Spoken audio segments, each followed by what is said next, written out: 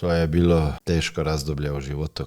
Kad smo dobili dijete, kad se Sima rodila posle, 9 godina borbe sa IVF-om i medicinom, kad je ona bila još u bolnici, moram priznati, ja sam svaki dan, skoro mjesec dana navečer popio čašu viskija i disao sam onako kao da mi je pao teret sa leđa, jer u tih 9 godina ja nisam smio pokazati da mi je teško, znaš, jer je suprugi bilo jako teško. Ja sam se trebao, kao svi muškarci, raditi jakim, ne. Nisam smio izgubiti vjeru, ne.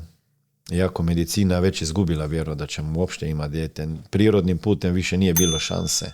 I ovako te gleda, kao što sad ti mene, sa ovako plavim očima. I ovako te još drži za ruke i kaže, gospodine Smiljane, možete li vi vašoj suprugi reći, nek prestane dolaziti više. I nemate šanse. Nemate šanse da uopšte dobijete dijete. Ja rekao, doktore, dok će ona dolaziti, ja ću s njom. Ne mogu i to reći. Ja uvijek kažem, to je Bog napravio.